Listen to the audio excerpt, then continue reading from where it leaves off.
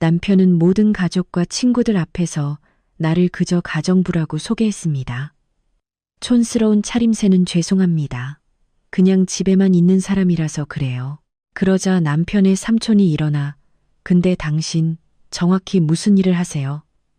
낯이 익은 것 같은데 라고 물었습니다. 나는 그저 미소를 짓고 그의 질문에 답했습니다. 내 대답을 듣자마자 방 안의 모든 사람이 침묵했고 남편은 내 대답을 비웃으며 크게 웃었습니다. 하지만 내가 무언가를 보여주자 그들은 모두 정말로 말문이 막혔습니다. 이야기가 시작되기 전에 이 이야기를 시청하는 친구들이 어느 지역 출신인지 댓글로 달아주세요. 채널이 더 성장하고 더 흥미로운 이야기를 제공할 수 있도록 좋아요와 구독을 잊지 마세요. 현관문이 쾅하고 닫히는 소리가 큰 집 안의 정적을 단번에 깨뜨렸습니다. 서두르는 발소리가 안방 쪽으로 가까워졌습니다. 나는 침대 가장자리에 앉아 깨끗한 옷을 개고 있었고 그저 조용히 기다렸습니다. 방문이 활짝 열리자 남편 서준이 헐떡이는 숨과 짜증 가득한 얼굴로 서 있었습니다. 그는 거칠게 넥타이를 풀고 서류 가방을 방 안쪽 소파에 던졌습니다. 나를 쳐다보지도 않았습니다. 그가 한빛그룹에서 부장 자리를 얻은 이후로 이런 그의 태도는 익숙해졌습니다. 그의 태도는 극적으로 변하여 매우 오만해졌고 자신이 세상의 중심이라고 생각했습니다. 서준은 옷장으로 걸어가 거칠게 열었습니다. 그는 마치 매우 중요한 것을 찾는 것처럼 옷장 안을 뒤졌지만 결국 찾지 못했습니다. 그는 이 집이 얼마나 엉망인지에 대해 계속 거친 말을 중얼거렸습니다. 사실 나는 항상 모든 것을 깔끔하게 정리해 왔습니다. 나는 침대에서 일어나 조용히 그에게 다가갔습니다. 나는 부드러운 목소리로 제가 도와드릴 수 있도록 뭘 찾으시는 거예요? 라고 물었습니다. 그러나 서준은 내 어깨를 만지려던 내 손을 뿌리쳤습니다. 그는 마치 내가 그의 신발에 붙은 오물이라도 되는 것처럼 혐오감 가득한 날카로운 눈빛으로 나를 쳐다봤습니다. 결국 그는 가장 뒤쪽 더미에서 옷걸이에 걸린 옷 하나를 꺼냈습니다. 그것은 내가 수년 전에 자주 입었던 평범한 면 소재의 오래된 단정한 원피스였습니다. 옷감은 더 이상 뻣뻣하지 않았고 오래되어 자주 세탁하여 약간 낡아 보였습니다. 아무 경고도 없이 서준은 그 옷을 내 얼굴 쪽으로 던졌습니다. 옷감은 잠시 내 시야를 가렸다가 내 발치 바닥으로 떨어졌습니다. 나는 그 옷을 쳐다보며 말없이 서 있다가 이제 턱을 높이 들고 팔짱을 낀 남편의 얼굴을 쳐다봤습니다. 서준은 오늘 밤 회사 경영진 전체가 의무적으로 참석해야 하는 중요한 행사가 있다고 명령조로 말했습니다. 그것은 한빛그룹의 매우 권위 있는 창립 기념 파티였습니다. 회사 규정상 모든 직원은 각자의 배우자를 동반해야 했습니다.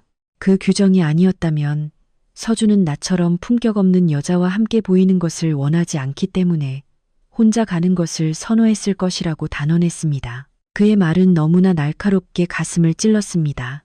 그러나 나는 그 앞에서 그 고통을 드러내지 않도록 나 자신을 훈련했습니다. 그는 바닥에 있는 낡은 옷을 가리키며 나에게 그것을 입으라고 명령했습니다. 서준은 나에게 과도하게 꾸미거나 좋은 옷을 입는 것을 엄격히 금지했습니다. 그가 보기엔 내가 예쁘게 보이려고 노력하면 그를 망신시킬 뿐이라고 했습니다. 그는 당신은 화려하고 우아한 다른 회사 간부들의 아내들과 경쟁할 자격이 없어요. 당신은 부엌과 침실에서만 일하는 가정주부에 불과합니다. 라고 말했습니다. 그래서 나는 그의 눈에 비친 나의 본분, 즉 비천하고 매력적이지 않은 모습으로 나타나야 했습니다. 그는 내가 자기 돈을 미용 관리에 쓰는 것을 사람들이 알기를 원하지 않았습니다. 나는 그 낡은 원피스를 조용히 주었습니다. 속으로는 비웃음을 지었습니다. 서준은 그가 낡고 품격 없다고 말하는 이 옷이 사실 그가 매우 인색하게 준 생활비 잔돈으로 동대문 시장에서 샀다는 것을 몰랐습니다.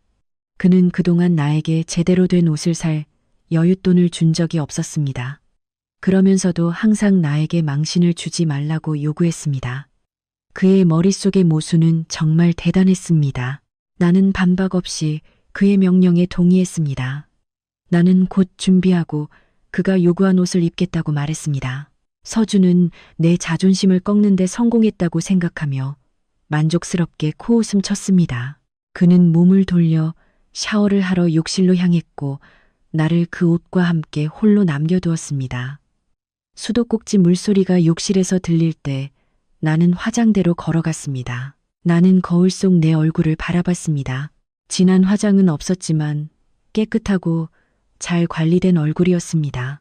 서준은 내 건강한 피부가 사실 내가 몰래 소유한 최고 품질의 제품으로 꾸준히 관리한 결과라는 것을 깨닫지 못할 정도로 눈이 멀었습니다.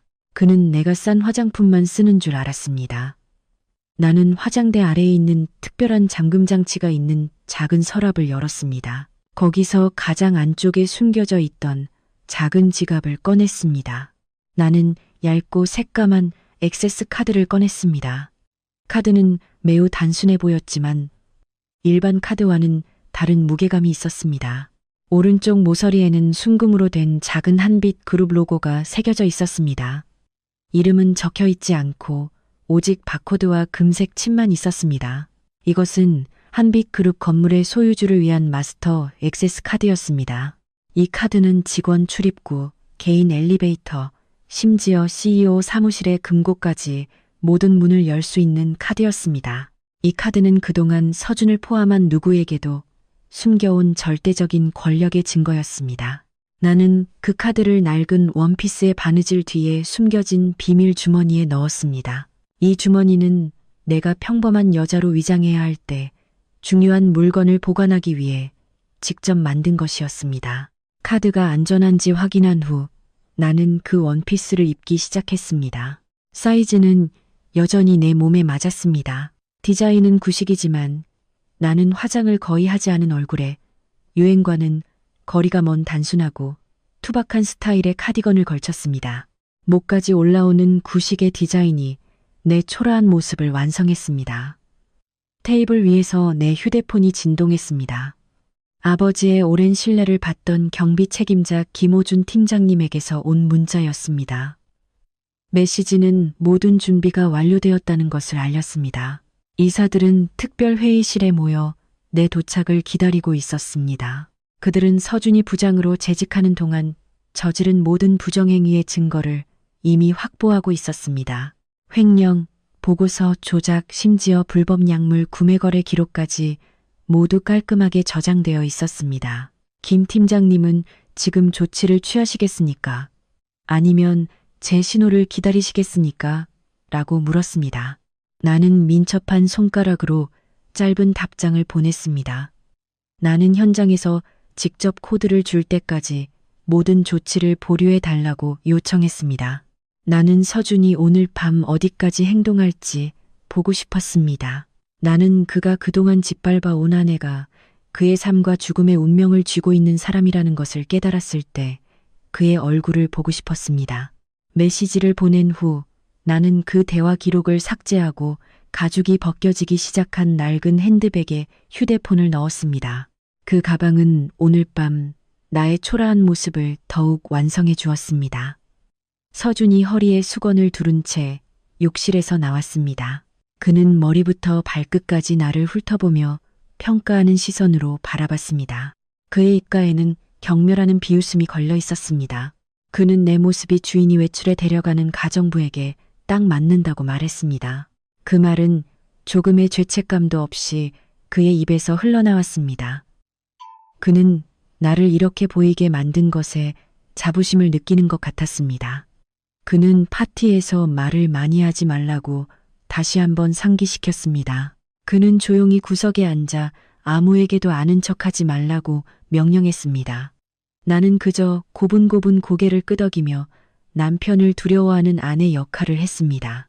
서준은 이어서 자신의 최고의 정장을 고르는 데 몰두했습니다. 그는 지난달 회사 보너스라며 산 비싼 시계를 찼습니다. 하지만 나는 그것이 프로젝트 예산 마크업의 결과라는 것을 알고 있었습니다. 그는 머리를 깔끔하게 빗고 비싼 향수를 온몸에 뿌려 냄새가 방을 가득 채웠습니다.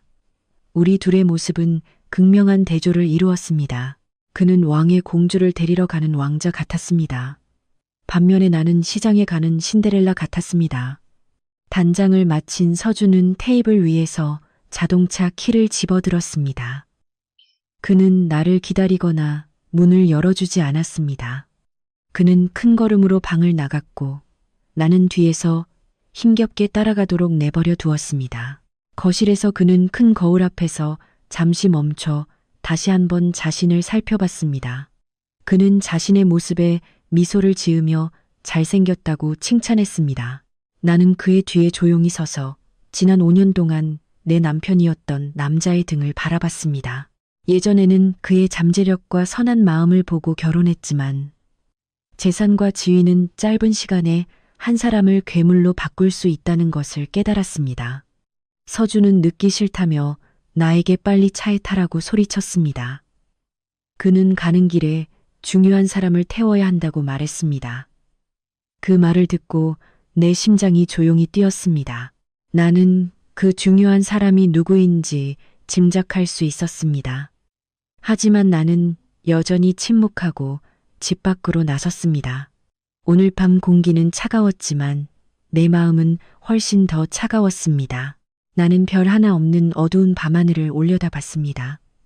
곧 저 마천루에서 나는 내 가면을 벗을 것입니다.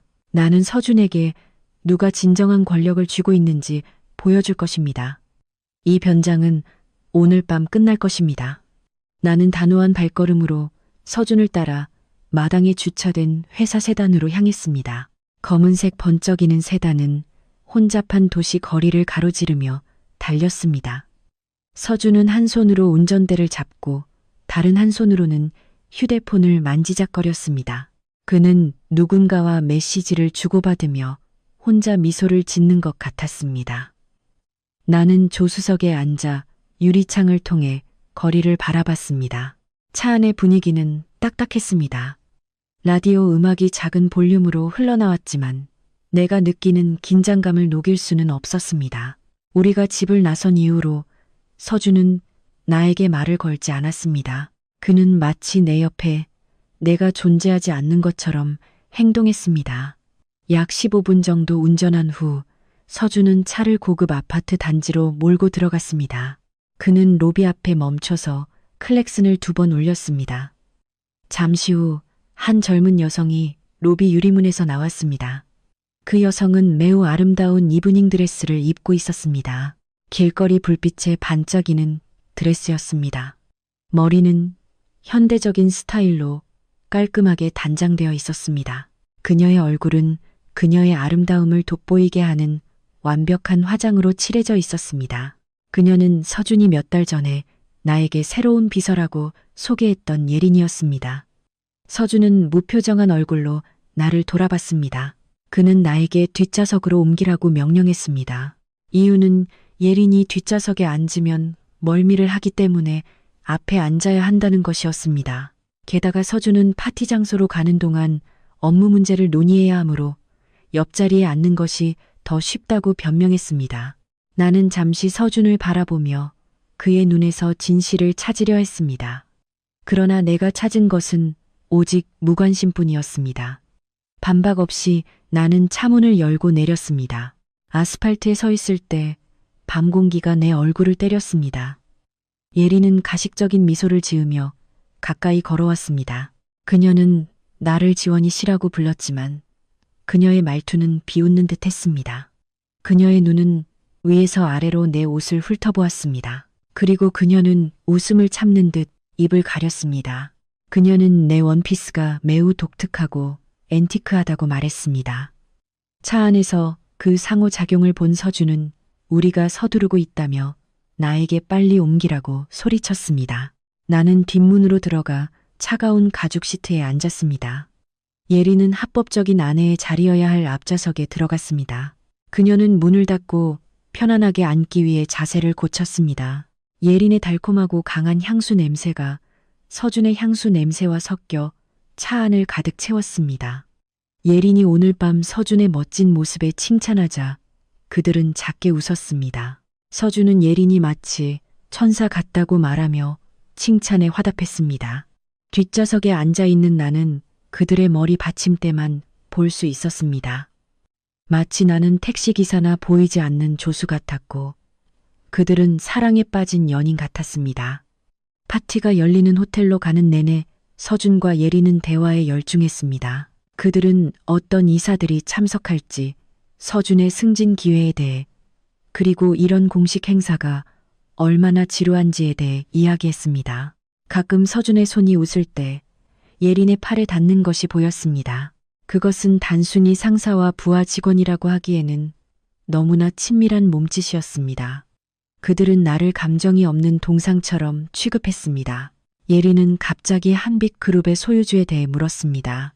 그녀는 진짜 소유주가 매우 신비롭고 대중에게 거의 나타나지 않는 사람이라는 소문을 들었다고 했습니다. 서준은 아는 척하며 소유주는 해외에 거주하며 회사 운영에 신경 쓰지 않는 늙은이라고 말했습니다. 서준은 심지어 자신이 나중에 대표이사가 되면 회사의 많은 구식 정책을 바꿀 것이라고 감히 말했습니다. 나는 남편의 어리석음을 듣고 웃음을 참았습니다. 그가 말하는 그 늙은이가 바로 그의 등 뒤에 앉아 그의 입에서 나오는 모든 말을 듣고 있었습니다. 차는 마침내 행사가 열리는 5성급 호텔 로비 구역으로 들어섰습니다. 거대한 기둥과 외부 로비 천장에 걸린 크리스탈 샹들리에의 건축 양식에서부터 호화로움이 느껴졌습니다. 깔끔한 제복을 입은 경비원과 발렛 주차 요원이 구석구석에 대기하고 있었습니다.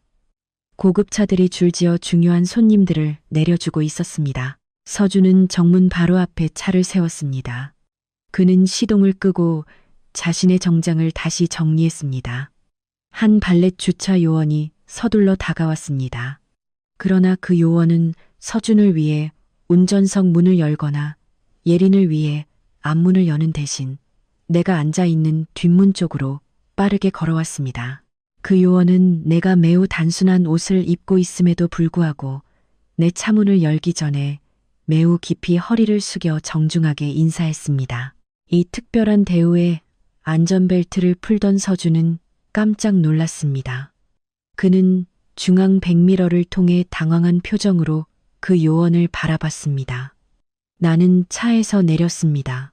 내 얼굴을 알아본 듯한 그 발렛 요원은 고개를 숙이고 매우 조용하지만 정중한 목소리로 환영 인사를 했습니다.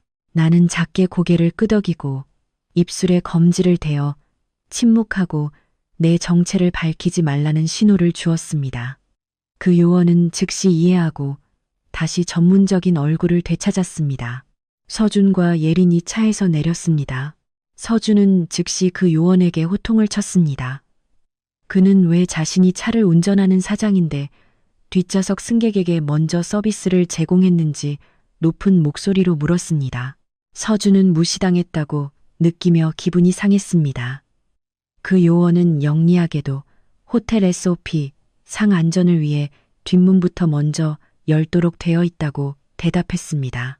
서준은 그 대답에 만족하지 않고 짜증스럽게 코웃음 쳤지만 많은 눈이 쳐다보고 있었기 때문에 문제를 더 이상 확대하고 싶지 않았습니다. 서준은 거칠게 자동차 키를 발렛 요원에게 던졌습니다. 그러고 나서 그는 차를 돌아 즉시 예린에게 다가가 그녀에게 팔짱을 끼라고 제안했습니다. 예린은 서준의 팔에 애교스럽게 팔을 감았습니다. 그들은 화려한 옷차림으로 나란히 서서 잘 어울려 보였습니다. 반면에 나는 차 옆에 혼자 서서 가죽이 벗겨진 핸드백을 들고 있었습니다. 내 위치를 기억해. 내가 가까이 다가가자 서준이 속삭였습니다. 우리 뒤에서 걸어.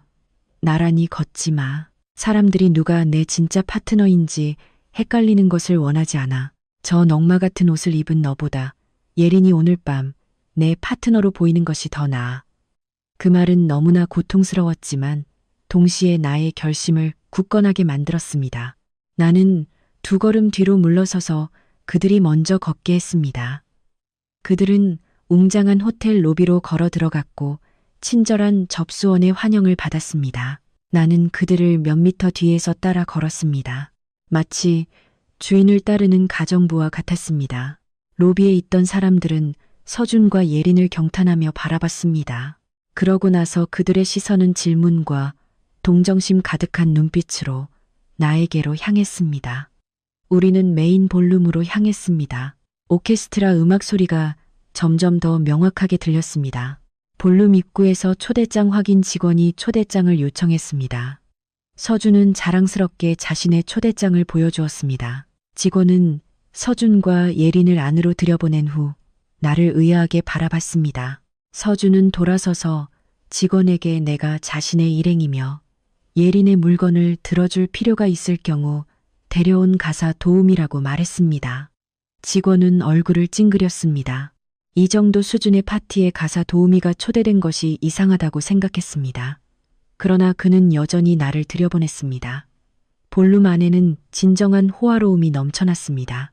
거대한 크리스탈 샹들리에, 구석구석의 생화 장식, 그리고 깔끔하게 배치된 원형 테이블들이 있었습니다. 손님들은 그룹으로 서서 신선한 주스와 미네랄 워터가 담긴 잔을 들고 정중한 웃음과 함께 대화하고 있었습니다.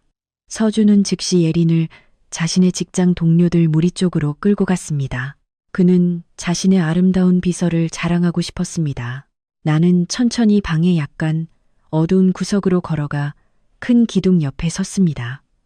여기서 나는 방 전체를 볼 수 있었습니다. 나는 무대 근처 VIP 테이블에 앉아있는 이사들 라인을 볼 수 있었고 몇몇 투자자들과 진지하게 대화하고 있는 서준의 삼촌 최인수 전무님을 볼 수 있었습니다. 무대 연극은 준비되었습니다. 주연 배우는 이미 덫에 걸렸습니다. 서준은 친구들 사이에서 크게 웃었습니다. 때때로 나를 비웃는 듯한 눈빛으로 쳐다보며 내가 제자리에 있는지 확인했습니다. 그는 이 기둥 뒤에서 내가 그의 모든 움직임을 관찰하며 그의 오만의 무대를 부술 적절한 순간을 기다리고 있다는 것을 몰랐습니다.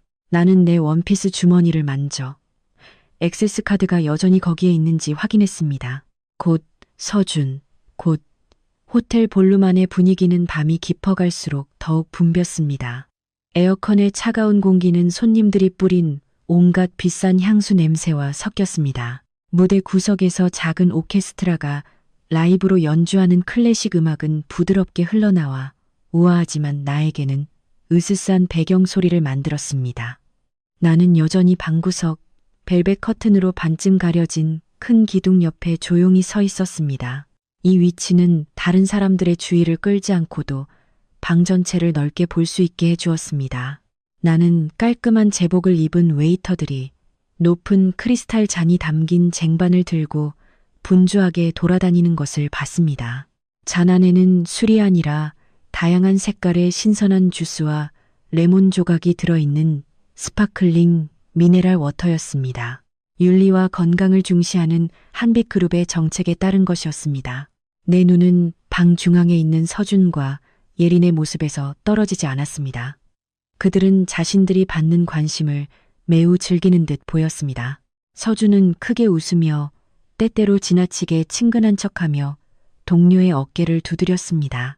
예린은 마치 손을 놓칠까 두려워하는 것처럼 그의 옆에 바짝 붙어 있었습니다. 그녀는 인사를 하는 모든 사람에게 달콤하게 미소를 지으며 그 가방의 가격이 서준의 3개월치 월급과 맞먹는다는 것을 내가 정확히 아는 명품 핸드백을 과시했습니다. 그 가방은 서준이 지난달 프로젝트 보너스라며 샀습니다.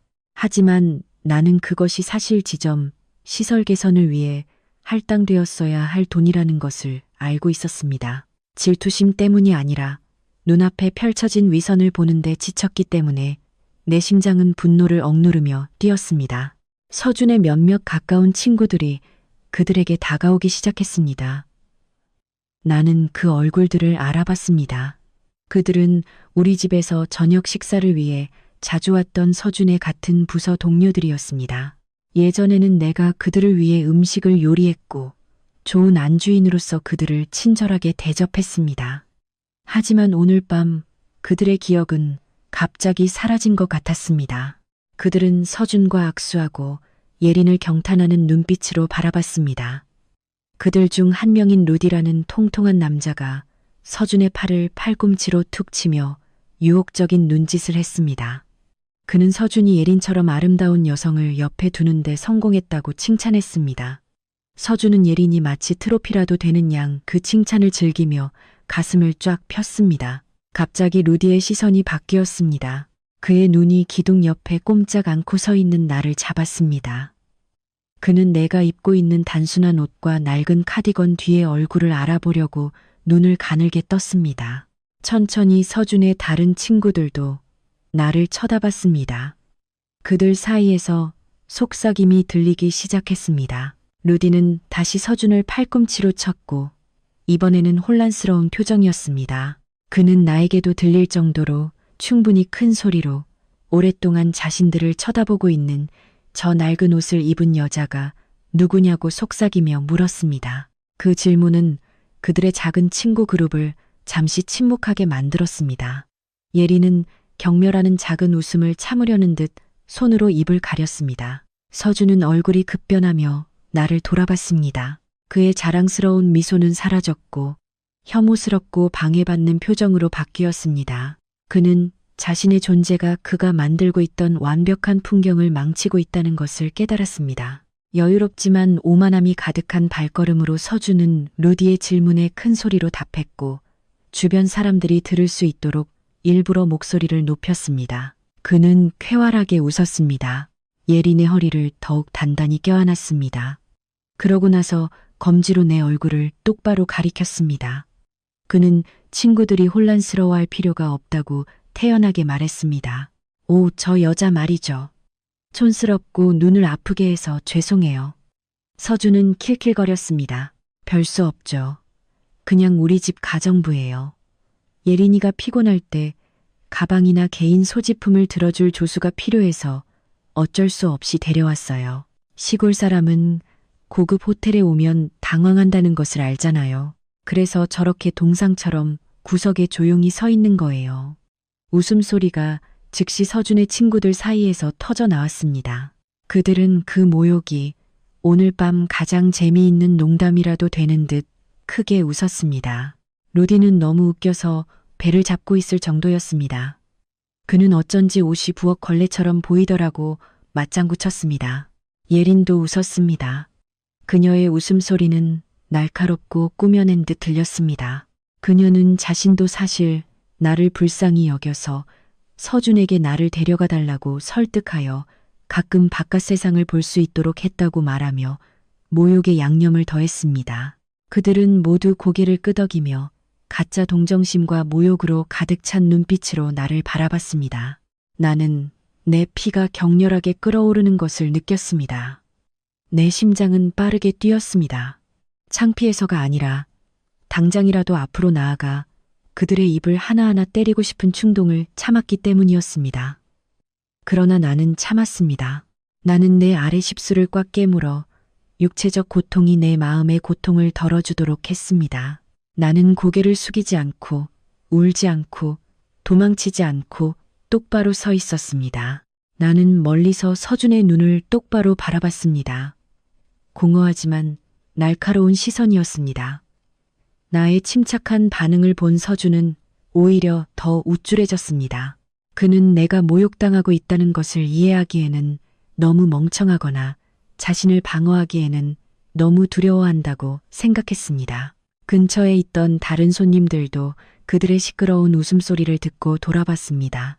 일부 사람들은 동정심 가득한 눈빛으로 나를 바라봤지만 아무도 감히 다가오거나 변호해주지 않았습니다. 그들의 눈에는 나는 그저 잘못된 장소에 있는 하찮은 사람이었습니다. 서준은 계속해서 허풍을 떨었습니다. 그는 집에서 내일이 매우 느리고 실수를 자주 하지만 불쌍해서 계속 고용하고 있다고 말했습니다. 거짓말이 그의 혀에서 매끄럽게 흘러나왔습니다. 그는 자신의 아내를 희생양으로 삼아 농담거리로 만들고 친구들과 내연녀 앞에서 자신의 사회적 지위를 높이려 했습니다. 그들의 웃음이 여전히 울려 퍼지는 동안 갑자기 볼륨 정문의 분위기가 바뀌었습니다. 오케스트라 음악이 갑자기 멈췄습니다. 이전에 방 전체를 비추던 메인 스포트라이트는 이제 크고 웅장한 입구 쪽으로 집중되었습니다. 황금빛 이중문이 천천히 활짝 열렸습니다. 서준 그룹의 웃음소리가 즉시 멈췄습니다. 모든 머리가 문 쪽으로 돌아갔습니다. 침묵이 방 전체를 감쌌고 이전의 대화 소음을 대체했습니다. 그 인물이 완전히 보이기 전에도 매우 강력한 위험의 아우라가 퍼져 들어왔습니다. 공식적인 검은 정장을 입은 중년 남자가 걸어 들어왔습니다. 그의 머리는 완전히 하얗지만 그의 몸은 여전히 꼿꼿했고 그의 발걸음은 자신감으로 가득 차 있었습니다. 그의 뒤를 2명의 비서가 민첩하게 따라 걸었습니다. 그분은 최인수 전무님이었습니다. 서준의 아버지 쪽 삼촌이자 한빛그룹에서 가장 존경받는 고위이사 중 한 명이었습니다. 그는 매우 중요한 행사가 아니면 공개 행사에 거의 나타나지 않았습니다. 오늘 밤 그의 참석은 무언가 큰 일이 일어날 것임을 시사했습니다. 최 전무님은 타협없는 단호한 인물로 알려져 있으며 멀리서도 거짓말을 감지할 수 있는 예리한 눈을 가지고 있었습니다. 삼촌이 오는 것을 본 서준의 얼굴은 즉시 밝아졌습니다. 그는 이것을 자신의 새로운 위치를 과시하고 회사 대가족에게 예린을 소개할 절호의 기회로 여겼습니다. 서준은 서둘러 넥타이를 정리하고 손가락으로 머리를 빗고 예린에게 인사할 준비를 하라고 속삭였습니다. 그는 방금 자신의 아내를 비하했다는 사실을 잊었습니다. 그는 자신감에 넘쳐 앞으로 나섰고 친구들을 뒤에 남겨둔 채 그가 가진 가장 큰 미소로 삼촌을 맞이할 준비를 했습니다. 나는 그저 깊은 한숨을 쉬었습니다. 곧 일어날 어리석은 광경을 보면서 말입니다. 서준은 손님들 무리를 빠르게 가로질러 걸어 삼촌을 맞이했습니다. 그는 수백 명의 손님 사이에서 돋보이려고 노력했습니다. 그들의 거리가 충분히 가까워지자 서준은 즉시 약간 허리를 굽혀 지나치게 공손한 인사를 했습니다. 그는 마치 최 전무님이 자신을 잊었을지도 모르는 것처럼 크고 활기찬 목소리로 삼촌에게 인사했고 모든 사람이 그들의 친밀함을 보기를 바랐습니다. 그러고 나서 그는 재빨리 예린의 손을 끌어당겨 가까이 오게 했습니다. 서준은 예린을 자신의 부서 성과에 매우 도움이 되는 최고의 동료라고 소개했습니다. 그가 선택한 여성을 보여주는 미묘한 신호였습니다. 그러나 최 전무님의 반응은 서준의 예상 밖이었습니다. 그 노인은 고개만 짧고 차갑게 끄덕였습니다. 그의 눈은 달콤한 미소를 짓고 악수를 하기 위해 손을 내밀었던 예린을 전혀 쳐다보지 않았습니다. 예린의 손은 허공에 매달렸고 완전히 무시당하자 그녀는 당황한 얼굴로 손을 거두었습니다. 최 전무님은 서준과 예린의 존재를 보지 못하는 것 같았습니다. 그의 시선은 방의 어두운 구석의 한 지점에 고정되어 있었습니다. 당황한 서준은 삼촌의 주의를 다시 자신에게로 돌리려고 다시 삼촌을 불렀습니다. 그는 최 전무님의 건강 상태에 대해 묻고 다른 잡담을 했습니다. 그러나 최 전무님은 서준과 예린을 그냥 지나쳐 걸었습니다. 마치 서준이 건물에 중요하지 않은 지지대라도 되는 것처럼 말입니다. 최 전무님의 발걸음은 내가 서 있는 곳을 향해 단호하고 목적이 있었습니다. 손님들의 무리는 최고 이사에게 길을 내주기 위해 자동으로 갈라졌습니다. 분위기가 긴장되었습니다. 모두가 이 이사회의 최고 권력자가 어디로 향하는지 궁금해했습니다. 위험 있는 그 인물이 가까워지는 것을 보자 내 심장은 더 빠르게 뛰었습니다. 나는 조금도 움직이지 않고 제자리에 서 있었습니다. 나는 등을 곧게 펴고 턱을 약간 들었지만 여전히 침착하고 무표정한 얼굴을 유지했습니다. 최 전무님은 마침내 내 앞에서 정확히 2미터 거리에 멈춰 섰습니다. 그는 가만히 서서 돋보기 안경 너머로 나를 뚫어지게 바라봤습니다. 그는 눈을 가늘게 뜨고 내 얼굴, 눈, 그리고 내가 서 있는 자세를 살폈습니다. 그는 내 낡은 옷을 보지 않았습니다. 그는 다른 무언가, 더 깊은 무언가를 보고 있었습니다. 자신의 가정부에게 다가가는 삼촌을 본 서준은 당황하여 즉시 달려왔습니다. 그는 내가 뭔가 창피한 짓을 하거나 아무 말이나 할까봐 두려웠습니다. 서준은 최 전무님과 나 사이를 비집고 들어가 방해물이 되려 했습니다. 그는 신경질적으로 웃으며 삼촌에게 그가 사람을 잘못 봤다고 말했습니다.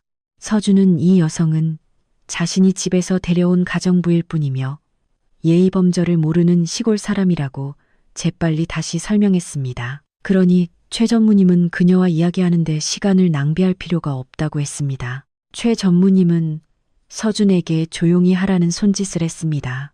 그 손짓은 너무나 권위적이어서 서준의 입은 즉시 닫혔습니다. 최 전무님은 서준의 몸에 가려지지 않고 나를 다시 볼 수 있도록 몸을 약간 움직였습니다. 우리 주변의 분위기는 완전한 침묵에 빠졌습니다. 오케스트라 음악 소리조차 작아지는 듯 했습니다. 마치 연주자들도 벌어지고 있는 드라마에 궁금해하는 것 같았습니다. 모든 눈이 우리 셋에게 집중되었습니다.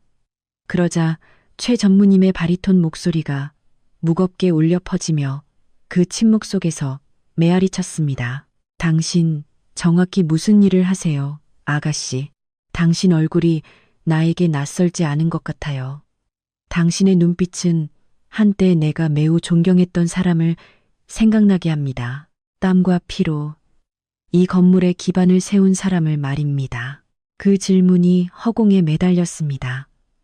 서준은 삼촌이 자신이 가정부라고 부르는 여자에게 그렇게 부드럽게 말하는 것을 듣고 눈을 크게 떴습니다. 서준 뒤에 예리는 불길한 예감을 느끼기 시작하며 불안해 보였습니다. 서준의 관자놀이에 식은땀이 흐르기 시작했습니다. 그는 다시 말을 끊으려 하며 삼촌이 틀림없이 잘못 봤다고 말했습니다.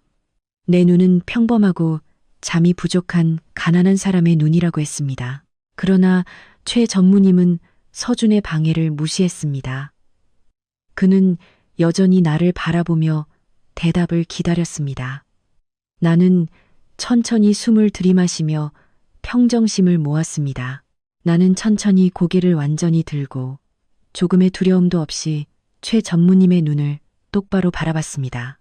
나는 얇게 미소를 지었습니다. 특정 사람들만이 이해할 수 있는 의미심장한 미소였습니다. 저는 청소하는 일을 합니다. 최 전무님. 나는 부드럽지만 단호한 목소리로 대답했습니다.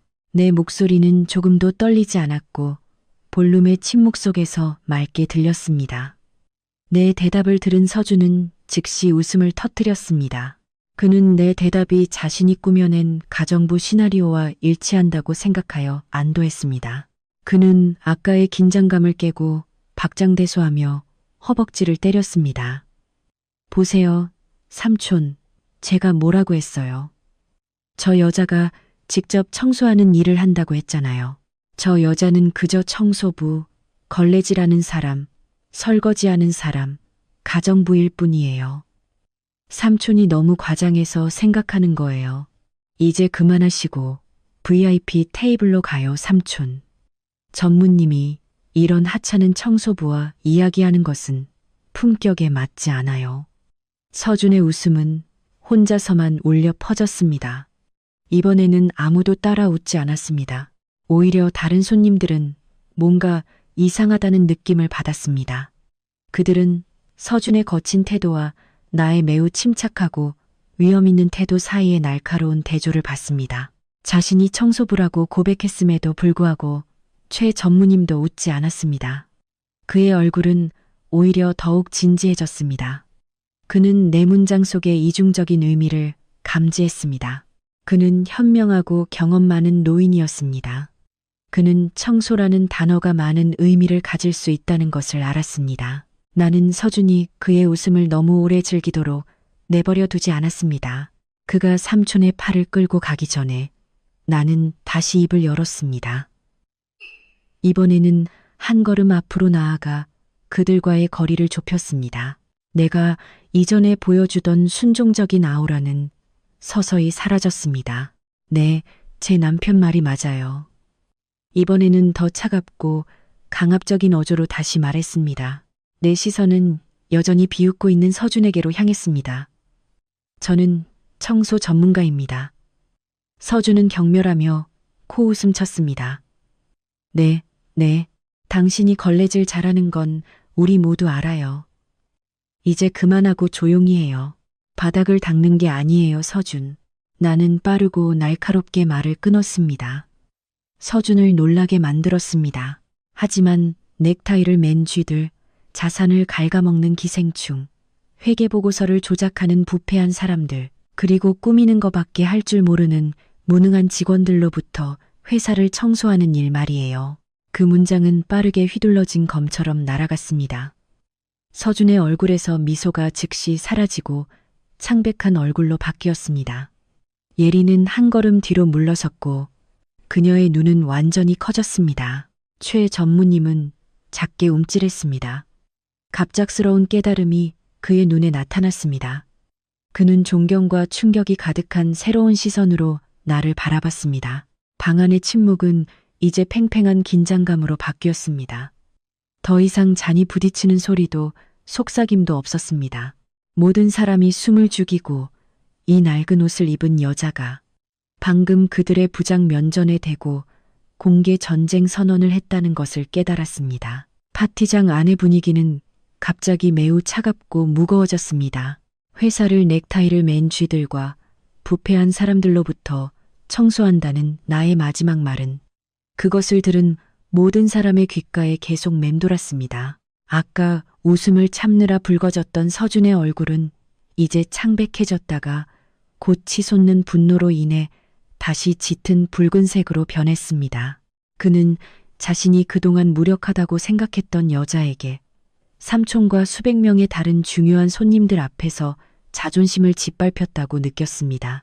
서준의 목에 핏줄이 튀어나왔고 그의 감정이 더 이상 억제될 수 없음을 나타냈습니다. 그는 주먹을 꽉 쥐어 그의 손가락 마디가 하얗게 변했습니다. 서준 옆에 서 있던 예리는 공포에 질려 있었습니다. 그녀는 자신이 위험을 느낀 것처럼 서준으로부터 천천히 물러났습니다. 그녀가 계속 보여주던 달콤한 미소는 흔적도 없이 사라졌습니다. 그녀는 내 말의 의미를 파악하려고 노력하며 혼란과 공포가 뒤섞인 시선으로 나를 바라봤습니다. 한편 최 전무님은 여전히 꼿꼿이 서 있었습니다. 그 노인은 조금도 움직이지 않았지만 그의 날카로운 눈은 높은 강도로 나를 계속 바라봤습니다. 그는 화난 것 같지 않았습니다. 오히려 그는 복잡한 수수께끼의 답을 방금 찾은 사람처럼 보였습니다. 서준은 거칠게 앞으로 나아가 우리 사이의 거리를 좁혔습니다. 그의 숨소리는 덤벼들 준비가 된 황소처럼 거칠게 들렸습니다. 그는 내 코앞을 가리켰습니다. 그의 손가락은 분노로 떨렸습니다. 그는 그 숨막히는 침묵을 깨고 큰 소리로 외쳤습니다. 그는 내가 감히 그렇게 건방지게 말하는 것이 누구냐고 거칠게 호통쳤습니다. 그는 내가 미쳤고 의도적으로 자신에게 망신을 주고 있다고 비난했습니다. 그의 목소리는 방 전체에 울려 퍼졌고 몇몇 여성 손님들은 놀라서 입을 가렸습니다. 서준은 완전히 자제력을 잃었습니다. 그가 파티 시작부터 쓰고 있던 성공적이고 위험 있는 남자의 가면은 이제 산산조각 났고 그의 원래 성격인 변덕스럽고 거친 성질을 드러냈습니다. 나는 한 발짝도 물러서지 않았습니다. 나는 여전히 침착하게 서서 서준의 광기 어린 눈을 바라봤습니다. 나의 그 침착함이 서준을 더욱 미치게 만들었습니다. 그는 무시당하고 경시당한다고 느꼈습니다. 그는 내가 호통을 들은 후 울거나 용서를 빌기 위해 무릎을 꿇기를 바랐습니다. 집에서 다툼을 피하기 위해 내가 보통 하던 것처럼 말입니다. 하지만 오늘 밤은 달랐습니다. 나는 더 이상 순종적인 아내 지원이 아니었습니다. 나는 처벌을 내릴 준비가 된 지원이었습니다. 내가 도전적인 시선으로 가만히 서 있는 것을 본 서준은 인내심을 잃었습니다. 그는 오른손을 높이 들고 내 뺨에 강한 따귀를 날릴 준비를 했습니다. 주변 사람들은 놀라 소리쳤습니다. 일부는 곧 일어날 폭력을 참아 볼 수 없어 얼굴을 돌렸습니다. 예리는 작게 비명을 질렀습니다. 최 전무님은 막으려고 입을 열려고 했지만 그는 늦었습니다. 서준의 손이 내 얼굴을 향해 빠르게 내려왔습니다. 그러나 그 거친 손바닥이 내 피부에 닿기 전에 서준의 뒤쪽에서 훨씬 더 크고 강한 다른 손이 나타나 공중에서 그의 손목을 꽉 움켜쥐었습니다. 서준의 손 움직임은 그 쇠 같은 움켜떼에 의해 즉시 멈췄습니다. 서준은 크게 놀랐습니다. 그는 감히 자신을 막은 사람에게 욕을 할 준비를 하고 눈을 부릅뜨고 뒤를 돌아봤습니다. 그의 뒤에는 몸집이 크고 늠름한 경비 책임자 김호준 팀장님이 서 있었습니다. 김 팀장님의 얼굴은 무표정했지만 그의 눈은 위협적인 날카로운 시선을 발산했습니다. 김 팀장님은 움켜철 풀지 않고 오히려 더 강하게 눌러 서준이 고통에 신음하게 만들었습니다. 서준은 김 팀장님에게 소리치며 자신이 무엇을 하는지 묻고 손을 놓으라고 명령했습니다. 서준은 김 팀장님에게 자신이 여기 부장이고 김 팀장님은 그저 부하 직원일 뿐이라고 상기시켰습니다. 김 팀장님은 서준의 외침에 답하지 않았습니다. 그는 침착하게 서준의 팔을 등 뒤로 비틀어 그가 고통을 참으며 허리를 숙이도록 강요했습니다. 그 움직임은 매우 빠르고 전술적이었으며 전문적인 무술 능력을 보여주었습니다. 서준은 몸부림치며 풀려나려고 했지만 김 팀장님의 힘은 그보다 훨씬 우월했습니다. 김 팀장님은 그러고 나서 주변 사람들에게 들릴 만큼 충분히 크고 낮은 목소리로 단호하게 말했습니다. 그는 자신의 임무가 회사의 가장 소중한 자산을 보호하는 것이며 이 건물의 소유주를 해치려는 사람은 누구든지 자신과 맞서야 할 것이라고 말했습니다. 김 팀장님의 말은 서준을 잠시 그의 신음 속에서 침묵하게 만들었습니다. 그는 그 말의 의미를 이해하지 못했습니다. 건물의 소유주, 김 팀장님이 누구를 말하는 걸까? 서준의 머리는 그 점들을 연결하기에는 너무 혼란스러웠습니다. 그는 여전히 자신이 여기에 피해자라고 생각했습니다. 그는 김 팀장님이 반항하고 있다고 생각하여 다른 경비원들에게 그를 체포하라고 소리쳤습니다. 그러나 다른 경비원들은 아무도 그를 돕기 위해 움직이지 않았습니다. 그들은 모두 방 가장자리에 꼿꼿이 서서 김 팀장님이 올바른 일을 하고 있다는 것을 이미 아는 것처럼 정면을 바라봤습니다. 최 전무님은 마침내 앞으로 나섰습니다. 그는 김 팀장님에게 움직임이 제압당한 서준을 깊은 실망감으로 바라봤습니다. 그는 천천히 고개를 저었습니다. 최 전무님은 오늘 밤 자신의 조카의 행동을 보는 것이 매우 부끄럽다고 말했습니다. 그는 서준이 공개적으로 이렇게 어리석고 맹목적으로 행동할 줄은 몰랐습니다. 서준은 삼촌에게 변호를 호소하며 내가 헛소리를 해서 내가 먼저 시작했다고 말했습니다. 그러나 최 전무님은 듣지 않았습니다. 그는 오히려 나를 돌아보며 약간 허리를 숙였습니다. 모두를 놀라게 한 존경의 몸짓이었습니다. 나는 김 팀장님에게 눈짓을 보냈습니다. 김 팀장님은 이해했고 서준을 놓아주지는 않았지만 나에게 길을 내주기 위해 그를 몇 걸음 뒤로 물러나게 했습니다. 이제 메인 무대로 가는 길은 아무런 방해 없이 활짝 열렸습니다. 나는 잠시 옷매무새를 정리한 후 발걸음을 옮기기 시작했습니다. 내가 대리석 바닥 위를 걷는 단호한 발소리가 선명하게 들렸습니다. 모든 눈이 나의 움직임을 따라왔습니다. 그들은 단순한 옷을 입은 여성이 군중을 가로질러 권력의 중심지로 걸어가는 것을 봤습니다. 더 이상 아무도 감히 웃지 않았습니다. 더 이상 아무도 감히 비웃지 않았습니다. 내가 발산하는 아우라는 이제 순수한 리더십의 아우라였고 모든 사람이 본능적으로 나에게 길을 비켜주었습니다. 이제 이 연극을 끝내고 진실을 밝힐 시간입니다. 나는 천천히 그리고 우아하게 메인 무대로 향하는 계단을 올랐습니다. 스포트라이트의 빛이 나의 모든 움직임을 따라왔고 나를 그 거대한 방의 유일한 중심지로 만들었습니다. 무대 위에는 회사 창립 기념 로고와 회전하는 그래픽 애니메이션을 보여주던 거대한 LED 스크린이 있었습니다. 그 스크린 옆에는 정교한 센서 패널이 장착된 미래, 지향적인 유리 연단이 있었습니다. 이 패널은 보통 대표이사가 프레젠테이션을 할 때만 사용되었습니다. 그러나 오늘 밤 이 패널은 훨씬 더 큰 목적에 봉사할 것입니다. 무대 아래에서 김 팀장님에게 여전히 제압당한 서준은 혼란스럽고 불안한 얼굴로 계속 지켜봤습니다. 그는 내가 거기서 무엇을 할 것인지 소리치며 물었습니다. 그는 그곳은 금지 구역이라며 나에게 내려오라고 명령했습니다. 예린도 점점 더 불안해 보였습니다. 그녀는 출구 쪽으로 몰래 빠져나가려고 했습니다. 그러나 2명의 여성 경비원이 신속하게 그녀를 막았고 만지지 않고도 단단하게 출입구를 막았습니다. 예린은 갇혔습니다. 나는 연단 앞에 섰습니다. 나는 내 원피스 뒤에 숨겨진 주머니를 뒤져 아까 숨겨둔 새까만 액세스 카드를 꺼냈습니다. 카드는 내 손 피부와 대조를 이루었습니다. 나는 카드를 잠시 들어 올려 빛이 금색 칩에 반사되도록 했습니다. 그러고 나서 단호한 동작으로 카드를 연단의 센서 패널 위에 갖다 댔습니다. 긴 삐 소리가 확성기 시스템을 통해 울려 퍼졌습니다. 내 뒤에 거대한 스크린이 한번 깜박였습니다. 그러고 나서 회사 창립 기념 애니메이션 전체가 사라졌습니다. 스크린은 2초 동안 완전히 검은색으로 변하여 긴장감을 최고조로 만들었습니다. 그러고 나서 황금색 한빛 그룹 로고가 스크린 중앙에 천천히 나타났고 이어서 회사의 매우 상세한 데이터와 조직 구조가 나열되었습니다. 그 조직 구조의 가장 높은 위치에는 큰 사진이 걸려 있었습니다. 그것은 나의 사진이었습니다.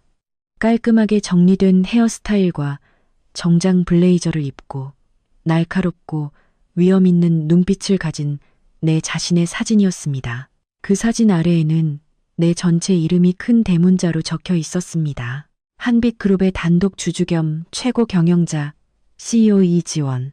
방 안의 수백 명의 입에서 일제히 놀란 숨소리가 들렸습니다. 믿을 수 없다는 웅성거림이 벌떼 소리처럼 울리기 시작했습니다. 사람들은 서로를 바라보고 단순한 옷을 입고 무대 위에 실제하는 나를 바라보고 그러고 나서 스크린의 웅장한 사진을 바라봤습니다. 더 이상 의심의 여지가 없었습니다. 그 얼굴은 같았고 그 사람은 같았습니다. 방금 가정부로 모욕당한 여성이 그들이 일하는 전체 건물과 회사의 소유주였습니다. 내 이름 구조 아래에는 이 사진 차트가 표시되었고 중간 관리직 부분에는 서준의 사진이 걸려 있었습니다. 그러나 서준의 사진 위에는 그의 얼굴에 큰 빨간색 X 표시가 있었고 지위는 심각한 위반 및 사기 혐의로 검토 중이라고 적혀 있었습니다. 그 데이터는 그의 모든 동료와 상사 앞에서 명확하게 드러났습니다. 그 스크린을 본 서준은 눈을 최대한 크게 떴습니다. 그의 무릎은 즉시 힘이 풀렸습니다. 김 팀장님이 그를 잡고 있지 않았다면 그는 이미 바닥에 쓰러졌을 것입니다. 그의 얼굴은 모든 피를 잃고 종이처럼 하얗게 변했습니다. 그의 입은 벌어졌지만 아무 소리도 나오지 않았습니다. 그의 머리는 그가 그동안 멍청하고 가난하다고 생각했던 아내가 사실 자신의 사장이라는 현실을 처리할 수 없어 작동을 멈춘 것 같았습니다. 이 현실은 그 어떤 물리적인 충격보다 더 강하게 그를 강타했습니다. 갑자기 VIP 테이블 맨 앞줄에서 움직임이 일어났습니다. 그동안 서준이 가장 두려워했던 상사인 회사의 대표이사가 자리에서 일어났습니다. 그는 재빨리 정장을 정리하고 몸을 돌려 무대 위에 나를 향했습니다. 주저없이 그는 90도로 허리를 숙여 깊은 존경을 표했습니다. 이 움직임은 다른 이사들의 뒤를 이었습니다. 회사 고위직들이 하나씩 일어나 나를 향해 존경의 인사를 했습니다. 그 광경은 정말 대단했습니다. 회사에서 가장 강력한 사람들이 무대 위 낡은 옷을 입은 여성에게 고개를 숙였습니다. 그것을 본 다른 손님들도 분위기에 휩쓸렸습니다. 두려움과 존경심이 빠르게 퍼져나갔습니다. 아까 서준의 농담에 동참하여 웃었던 사람들은 이제 내가 그들의 얼굴을 기억할까 두려워 깊이 고개를 숙였습니다. 침묵이 다시 방을 지배했습니다. 하지만 이번에는 혼란 때문이 아니라 깊은 존경심 때문에 침묵이었습니다. 나는 연단의 마이크에 얼굴을 가까이 댔습니다. 내 목소리는 맑고 위엄있게 볼륨의 모든 구석을 채웠습니다. 모두 안녕하세요. 나는 침착하게 말했습니다. 공식적으로 저 자신을 소개하는 것이 늦어서 죄송합니다. 저는 지원입니다. 여러분이 딛고 서 있는 이 건물, 여러분이 즐기는 음식, 그리고 여러분이 매달 받는 급여, 이 모든 것이 저의 서명에서 나옵니다. 나는 이제 김 팀장님이 붙잡고 있던 손을 놓자 무릎을 꿇은 서준을 똑바로 바라봤습니다. 서준은 공허한 눈빛으로 아래에서 나를 쳐다봤습니다. 두려움의 눈물이 그의 눈가에 고이기 시작했습니다. 어떤 사람들은 외모가 전부라고 말합니다. 나는 나의 단순한 옷끝을 만지며 계속 말했습니다. 하지만 오늘 밤 저는 외모는 그저 포장지에 불과하다는 것을 증명합니다. 그리고 당신, 서준, 당신은 포장지를 판단하느라 너무 바빴고 당신이 땅의 소유주 앞에서 당신 자신의 무덤을 파고 있었다는 것을 잊었습니다. 나는 연단 패널의 다른 버튼을 눌렀습니다. 내 뒤에 스크린이 다시 바뀌었습니다. 이번에는 조직 구조가 아니라 일련의 문자 메시지 대화 증거, 은행 이체 증거, 그리고 CCTV 녹화 화면이었습니다. 그것은 서준과 예린의 불륜 증거와 그들이 저지른 횡령 증거였습니다. 명품 가방, 시계, 심지어 불법 약물 구매, 거래 기록까지 담긴 사진들이 명확하게 펼쳐졌습니다. 내 뒤에 거대한 LED 스크린에서 나오는 빛이 밝게 빛나며 이제 완전한 침묵에 잠긴 볼룸 전체를 비추었습니다. 단 한 명의 손님도 감히 소리를 내지 못했습니다. 심지어 그들의 숨조차 목구멍에 갇힌 듯했습니다. 모든 눈이 스크린에 스크롤되는 디지털 데이터에 고정되었고 내 남편의 비싼 정장과 가짜 미소 뒤에 숨겨져 있던 수치심과 범죄를 드러냈습니다. 나는 침착하게 연단에 서서 사실이 그 어떤 분노의 외침보다 더 크게 말하도록 내버려 두었습니다. 나는 무대 아래 여전히 무릎 꿇고 있는 서준을 바라봤습니다. 그의 몸은 에어컨의 차가움 때문이 아니라 그의 뼛속까지 스며드는 두려움 때문에 심하게 떨렸습니다. 그는 이 모든 것이 깨어나면 끝날 악몽이기를 바라듯 멍한 눈으로 스크린을 바라봤습니다. 그러나 이것은 꿈이 아니었습니다. 이것은 그가 스스로 만든 잔인한 현실이었습니다. 나는 연단의 제어 패널을 다시 한번 두드렸습니다. 내 뒤에 스크린이 바뀌었습니다. 이번에는 조직 구조가 아니라 매우 상세한 은행 거래 증거 목록이었습니다. 서준이 관리하던 지사 회사 계좌의 비정상적인 자금 유출을 보여주는 빨간색 숫자들이 선명하게 나타났습니다. 그 숫자들 옆에는 구매 영수증 스캔본과 신용카드 청구서가 있었습니다. 손님들은 믿을 수 없다는 듯 얼굴로 스크린을 가리키며 속삭이기 시작했습니다. 그들은 수억 원짜리 유명 브랜드 명품 핸드백, 다이아몬드 보석, 심지어 외곽의 5성급 호텔 스위트룸, 숙박비 결제 증거를 받습니다. 이 모든 거래는 사무실 운영 비용과 중요한 고객 접대에 사용되어야 할 법인 카드로 지불되었습니다. 나는 마이크 쪽으로 몸을 숙였습니다. 내 목소리는 방 전체에 무겁고 심판하는 듯이 울려 퍼졌습니다. 나는 스크린에 표시된 증거들을 하나씩 읽어 내려가기 시작했습니다.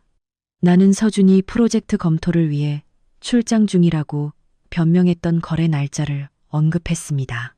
그러나 청구서 증거는 그가 명품 쇼핑몰에서 다이아몬드 목걸이를 사고 있었다는 것을 보여주었습니다. 나는 굳게 경비가 지키고 있는 출구 근처에 뻣뻣하게 서 있는 예린을 쳐다봤습니다.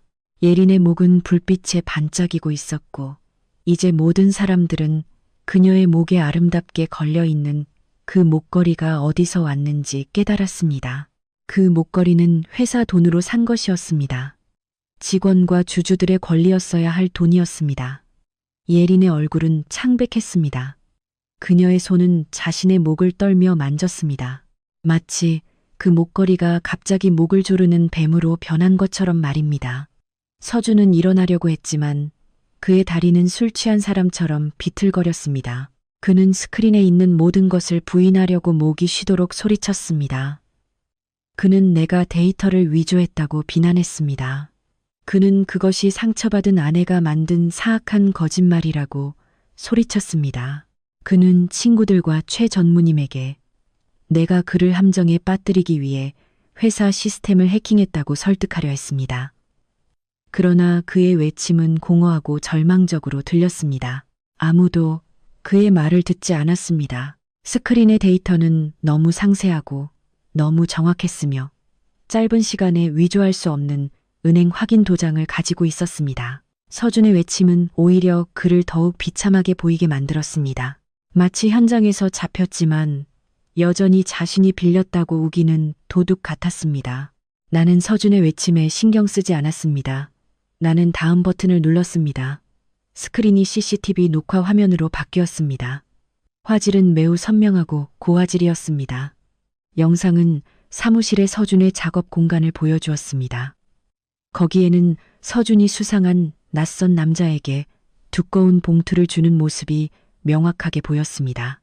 그러고 나서 영상은 다른 녹화 화면으로 바뀌었고 서준과 예린이 개인 클럽에 있는 모습을 보여주었습니다.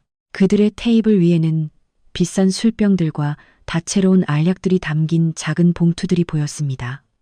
그것은 불법 약물이었습니다.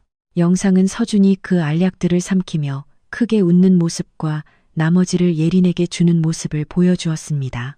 그들의 얼굴은 매우 명확했고 더 이상 부인할 수 없었습니다.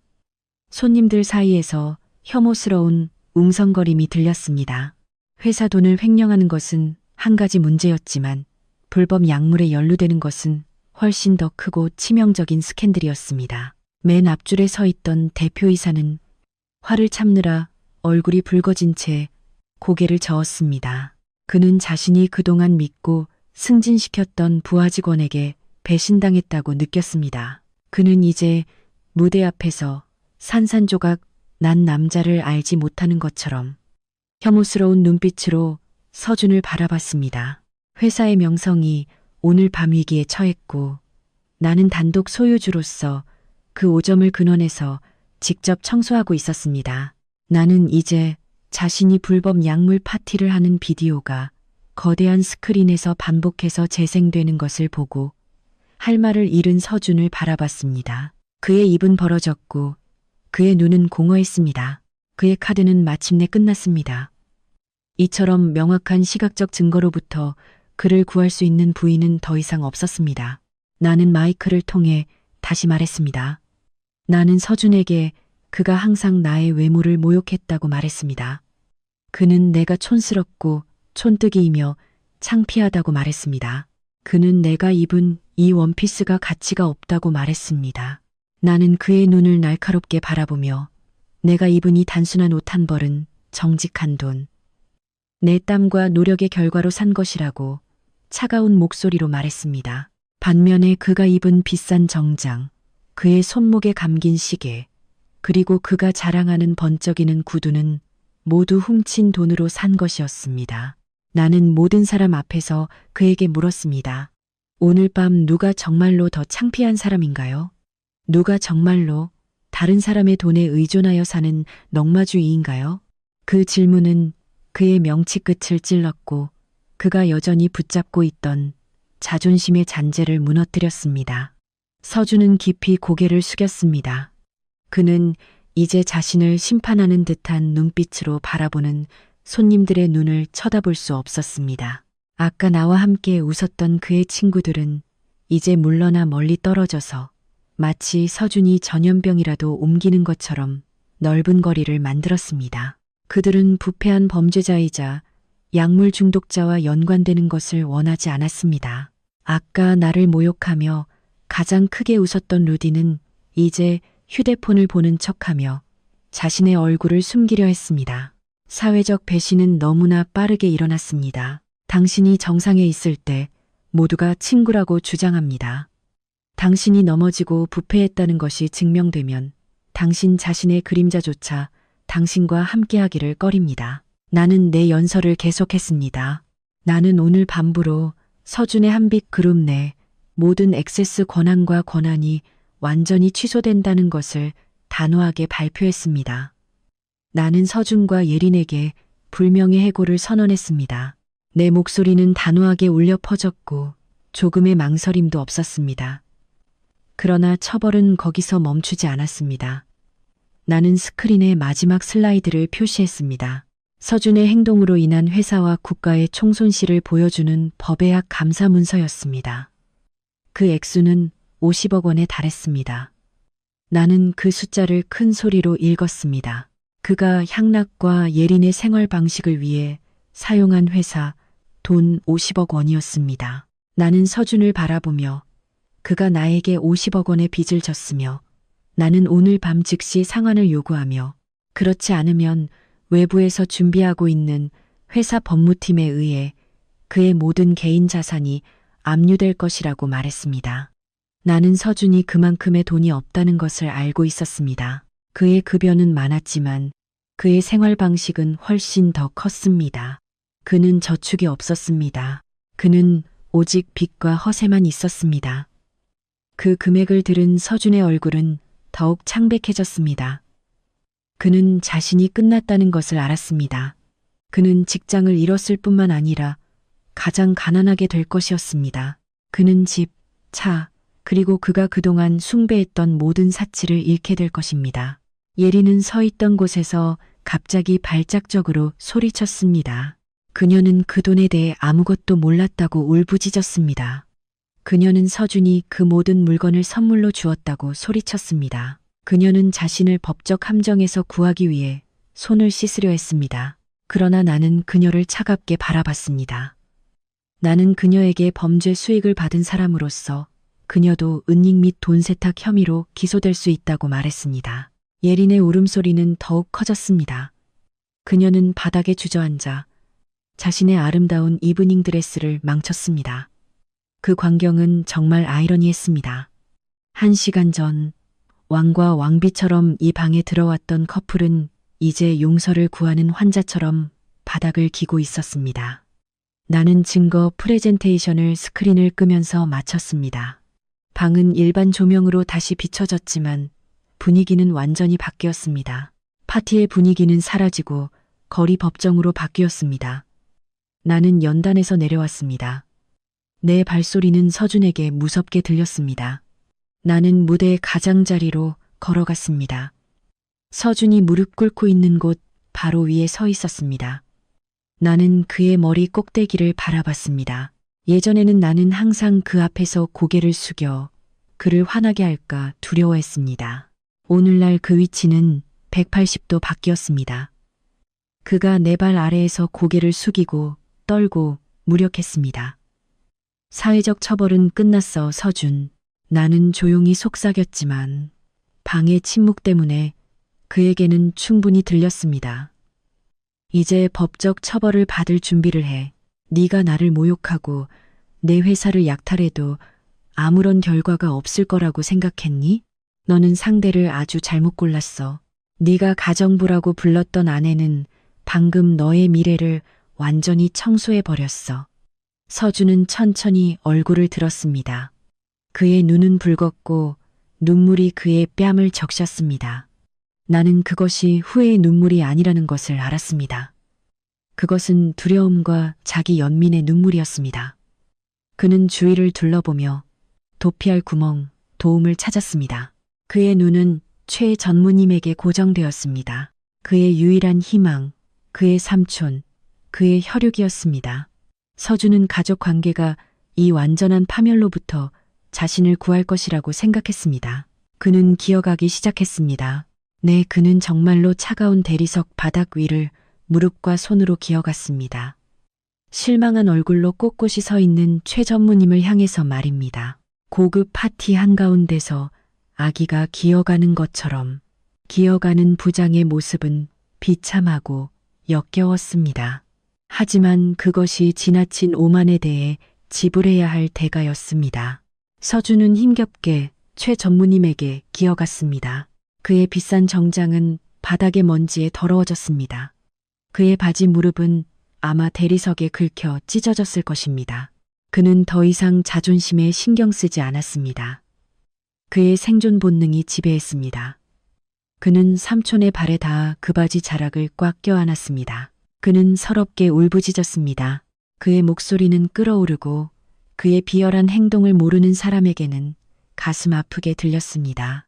그는 삼촌을 계속 불렀습니다. 반복해서 도움을 간청했습니다. 삼촌이 나에게 모든 혐의를 철회해 달라고 말해달라고 간청했습니다. 그는 그 돈을 갚겠다고 맹세했습니다. 그는 평생 무급으로 일하겠다고 했습니다. 감옥에 가지 않고 더 이상 창피당하지 않는다면 말입니다. 삼촌, 저를 도와주세요. 삼촌, 저는 삼촌의 조카예요. 삼촌의 핏줄이에요. 서준이 최 전무님의 발치에서 울부짖었습니다. 삼촌은 제가 착한 사람이라는 것을 알잖아요. 저는 단지 순간의 실수였어요. 그들이 저를 잡아가게 하지 마세요.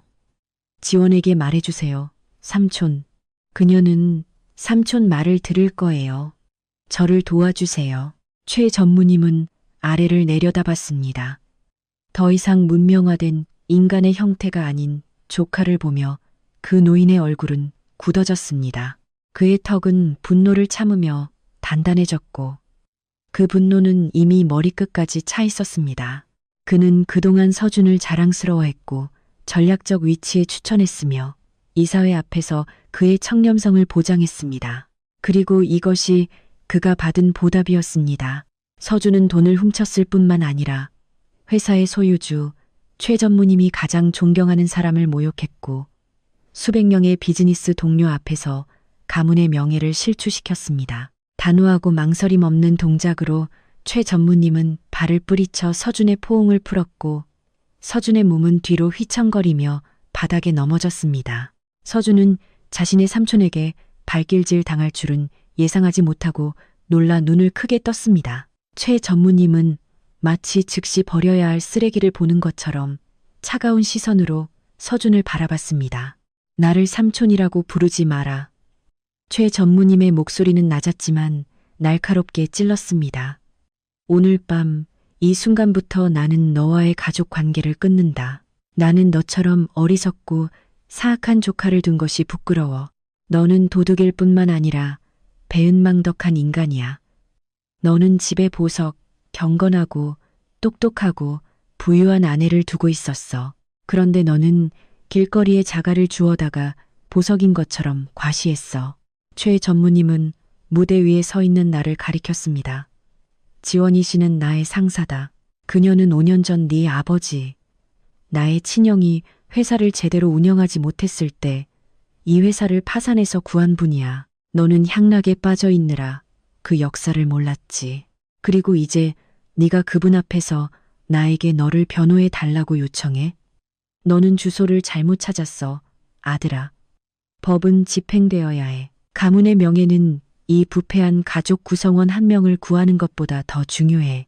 최 전무님의 노골적인 거절은 서준의 세계를 완전히 무너뜨렸습니다. 그의 마지막 방어선이 무너졌습니다. 그는 믿을 수 없다는 듯이 삼촌을 바라봤다가 나에게 시선을 돌렸습니다. 그는 삼촌이 도와주지 않을 것임을 깨달았습니다. 이제 그는 전략을 바꿨습니다. 그는 일어나 앉더니 다시 나를 향해 몸을 돌렸습니다. 그의 얼굴은 가능한 한 가장 슬프게 보이기 위해 애원하는 표정으로 변했습니다. 그는 남편으로서 감정적인 카드를 사용하려고 했습니다. 그는 여자의 마음은 과거의 추억에 닿으면 분명 부드러워지고 흔들릴 것이라고 생각했습니다. 여보, 지원, 내 아내.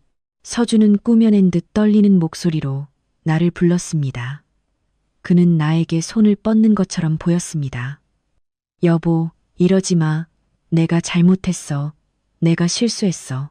내가 악마에게 유혹당했어.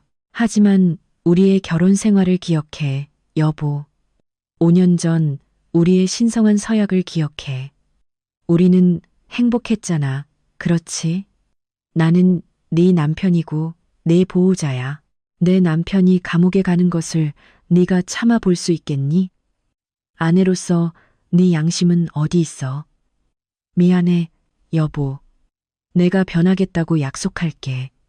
내가 예린을 해고할게. 내게로 돌아갈게. 우리 처음부터 다시 시작하자. 사랑해, 지원. 너뿐이야. 그 달콤하고 독이 든 말을 듣고 내 속이 메스꺼워졌습니다. 그는 연기를 얼마나 잘하는지 불과 10분 전에 그는 나를 촌스러운 가정부라고 불렀고 이제 그는 나를 여보와 보호자라고 부르고 있었습니다. 서준이 자신을 비난하고 해고하겠다고 약속하는 것을 들은 예린은 갑자기 분노를 터뜨렸습니다. 예린의 두려움은 깊은 증오로 변했습니다. 그녀는 배신당했다고 느꼈습니다. 그녀는 서준에게 모든 것을 바쳤는데 이제 서준은 자신을 구하기 위해 그녀를 버리려고 했습니다. 예린은 일어섰고 거친 손으로 눈물을 닦았습니다. 그녀는 서준의 얼굴을 빨간 매니큐어를 칠한 손가락으로 가리키며 큰 소리로 외쳤습니다. 겁쟁이, 바람둥이, 뭐라고 했어? 나를 해고한다고? 나를 사랑한다고 했잖아. 네 아내는 지루하고 딱딱하고 너를 만족시킬 수 없다고 했잖아. 네가 먼저 나를 유혹했잖아. 서준, 네가 그 불법 약물을 같이 하자고 강요했잖아. 네가 일할 힘을 주는 비타민이라고 했잖아. 이제 와서 손을 씻고 나를 비난하려고 해? 서준은 예린이 더 많은 추문을 폭로하자 당황했습니다. 그는 일어나 예린의 입을 막으려 했습니다. 닥쳐, 이 미친 여자야. 네가 나를 유혹했잖아. 네가 비싼 가방을 요구했고 네가 해외여행을 요구했잖아.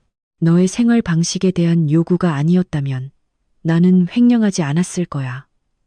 오, 그럼 이제 내 잘못이라는 거야? 예린은 더 큰 소리로 대답하며 서준의 가슴을 밀쳤습니다. 수표에 서명한 게 누구야? 너잖아. 파일에 접근할 수 있는 사람이 누구야? 너잖아. 나를 끌어들이지 마. 지원 씨, 예린은 절망적으로 나를 향해 소리쳤습니다. 사장님, 서준이 모든 것을 계획했어요. 저는 단지 그의 조작의 희생양일 뿐이에요. 그는 자신이 대표이사라고 했어요. 그는 자신이 부유한 미혼남이라고 했어요. 저는 속았어요, 사장님. 저 말고 그를 감옥에 보내세요. 그들은 수백 명의 사람들 앞에서 서로 밀치고 핥히고 욕설을 퍼붓기 시작했습니다. 그 장면은 창피하면서도 만족스러웠습니다. 오만함과 죄악으로 뭉쳤던 두 사람이 배가 가라앉자 서로를 찔렀습니다. 그들이 숭배했던 진정한 사랑의 가면은 휴지처럼 부서지기 쉬웠습니다. 거기에는 사랑이 없었고 오직 이익과 욕망만 있었습니다. 이익이 위협받자 그들은 서로를 잡아먹으려는 야수가 되었습니다. 손님들은 직접 벌어지고 있는 천박한 드라마를 보며 고개를 저었습니다. 최 전무님은 얼굴을 돌려 자신의 조카가 그의 내연녀와 시장 폭력배처럼 싸우는 것을 보기 싫어했습니다. 나는 무대 위에 조용히 서서 감정 없는 무표정한 얼굴로 그들을 바라봤습니다. 나는 더 이상 아무것도 할 필요가 없었습니다. 그들이 스스로를 파괴하고 있었습니다. 카르마는 오늘 밤 재미있고 즉각적인 방식으로 작동했습니다. 나는 시계를 봤습니다. 시간이 되었습니다. 메인 로비 입구에서 경찰차 사이렌 소리가 울려 퍼지는 것이 들렸습니다. 소리는 호텔 유리벽을 뚫고 볼룸 안까지 들려올 정도로 점점 더 가까워졌습니다. 볼룸 문이 거칠게 열렸습니다. 한 고위 장교가 이끄는 완벽한 제복을 입은 경찰관. 그룹이 단호한 발걸음으로 들어왔습니다. 그들은 공식 체포 영장을 가지고 있었습니다. 경찰이 오는 것을 보자 서준과 예린의 소란이 즉시 멈췄습니다. 아까 분노로 붉어졌던 그들의 얼굴은 이제 창백하게 돌아왔고 이번에는 영구적이었습니다. 그들은 게임이 완전히 끝났다는 것을 깨달았습니다. 더 이상 협상도 드라마도 없었습니다. 서준 씨와 예린 씨를 데리러 온 국가법률집행기관입니다. 경찰관이 단호하게 물었습니다. 서준은 한 걸음 뒤로 물러서며 아닙니다라는 말을 반복해서 중얼거렸습니다. 그러나 경찰은 그의 동의를 필요로 하지 않았습니다. 두 명의 경찰관이 즉시 앞으로 나아가 서준의 팔을 등 뒤로 당겼고 차가운 금속이 딸깍하는 소리가 선명하게 들렸습니다. 수갑이 채워졌습니다. 예린도 여성 경찰관에게 즉시 제압당했습니다. 그녀의 손에도 수갑이 채워졌습니다. 서준은 경찰에게 끌려가면서 몸부림쳤습니다. 그는 마지막으로 나를 돌아봤습니다. 그의 눈은 극도의 절망을 내비쳤습니다. 지원, 내 안에 제발 그들이 나를 데려가게 하지 마. 나는 네 남편이야. 지원. 나는 천천히 무대에서 내려와 그들에게 다가갔습니다. 경찰은 내가 말할 수 있도록 약간 길을 내주었습니다. 나는 서준 바로 앞에 섰습니다. 나는 그의 젖은 눈을 바라봤습니다. 서준, 나는 조용하지만 날카롭게 말했습니다. 네가 방금 한 말을 기억해. 촌스러운 스타일, 그냥 가정부라서 그래. 이제 잘 들어. 네가 살고 있는 회사 관사, 네가 자랑하던 세단, 그리고 모든 고급 시설의 열쇠는 5분 전에 관리팀에 의해 회수되었어. 내 개인 소지품, 내 옷, 모든 것이 검은 쓰레기 봉투에 포장되어 정문 경비 초소에 놓여 있어. 너는 돌아갈 집이 없어. 서준은 눈을 크게 떴고 그의 눈물이 바닥에 떨어졌습니다. 그리고 하나 더. 나는 그의 귀에 얼굴을 가까이 대고 계속 말했습니다. 내가 너를 면회하거나 음식을 가져다 줄 거라고 기대하지 마. 내 변호사가 내일 아침 네 감방으로 이혼 소송장을 직접 보낼 거야. 감옥에서의 새 삶을 즐겨. 거기서 너는 청소라는 단어의 진짜 의미를 배울 거야. 잘 가, 전 남편.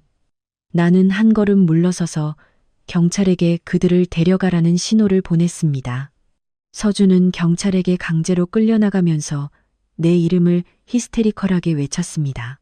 그의 목소리는 점점 멀어지더니 닫히는 문에 삼켜져 사라졌습니다. 예리는 소리 없이 흐느낄 뿐이었습니다. 그녀의 고개는 깊이 숙여져 있었습니다. 방은 다시 침묵했습니다. 내 가슴에 무거운 짐이 즉시 들어 올려지는 것 같았습니다. 공기가 더 신선하게 느껴졌습니다. 나는 깊은 숨을 들이마시며 승리의 향기를 들이마셨습니다. 최 전무님이 나에게 다가왔습니다. 그는 나에게 아버지의 지지 같은 부드러운 몸짓으로 내 어깨를 두드렸습니다. 잘했어, 아가씨. 내가 이 부패를 너무 늦게 깨달은 것을 용서해. 나는 그 노인에게 진심으로 미소를 지었습니다. 괜찮아요, 전무님. 이제 모든 것이 끝났어요. 이제 우리에게는 큰 숙제가 남았어요. 이 혼란의 잔재를 청소하고 팀의 신뢰를 재건해야 해요. 그날 밤 회사 창립 기념 파티는 대규모 숙청의 밤으로 변했습니다. 파티도 환호도 없었습니다. 그러나 모든 정직한 직원들에게 그날 밤은 값으로 따질 수 없는 도덕적 승리였습니다. 기생충은 제거되었고 여왕은 가장 우아한 방식으로 자신의 왕좌로 돌아왔습니다. 서준과 예린의 체포로 인한 소동은 서서히 가라앉았고 웅장한 호텔 볼룸 안에는 어색한 침묵이 남았습니다. 이전에는 긴장감으로 가득했던 공기는 이제 조금 더 가볍게 느껴졌습니다. 드라마의 잔재가 여전히 방천장에 걸려 있었지만 이사들, 고위 부장들, 그리고 비즈니스 파트너들로 구성된 손님들은 여전히 제자리에 굳어서 있었습니다. 그들은 마치 대본 없는 비극적인 연극을 생중계로 본 것 같았습니다. 그들의 시선은 서준이 끌려나간 출구에서 내가 서 있던 무대 쪽으로 다시 돌아왔습니다.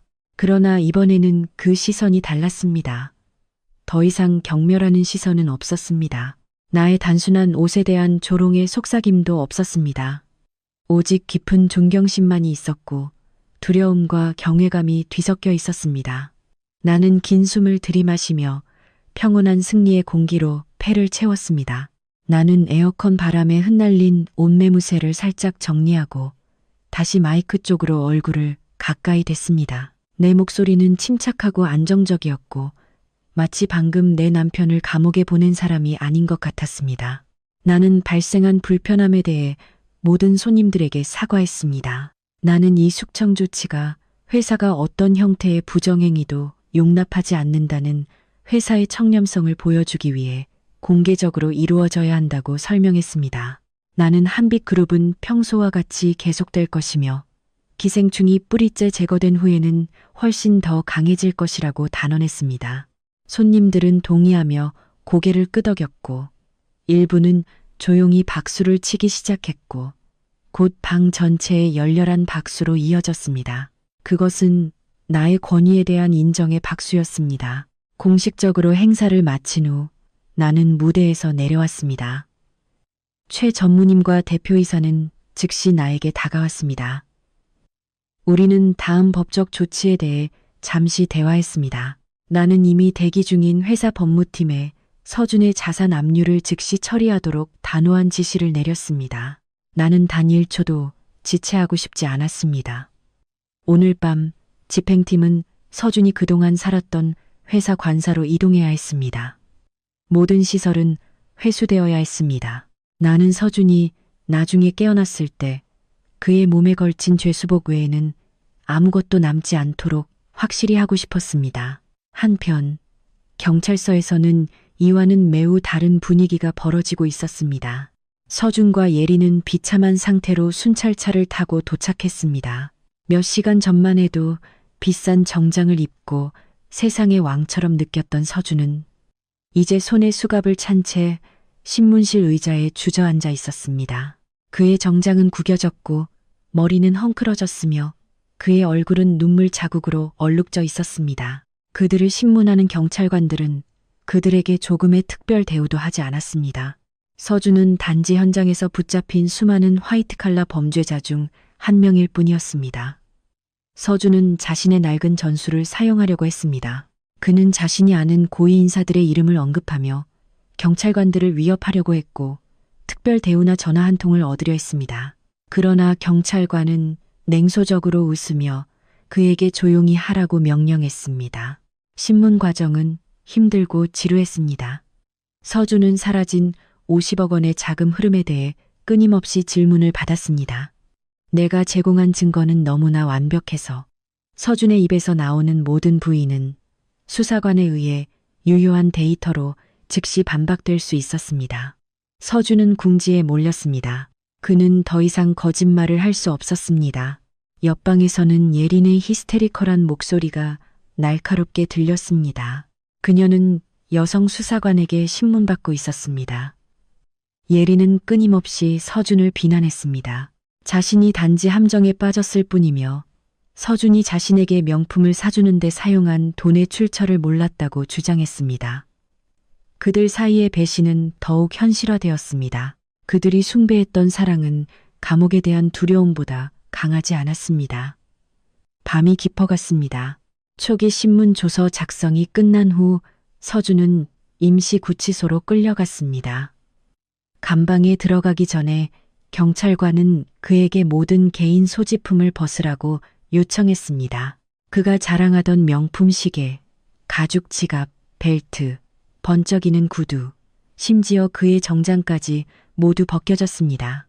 서준은 비싼 옷을 낡은 티셔츠와 너무 큰 죄수 반바지로 바꿔 입어야 했습니다. 그가 경비 초소의 흐릿한 유리창에 비친 자신의 모습을 봤을 때 서준은 다시 울었습니다.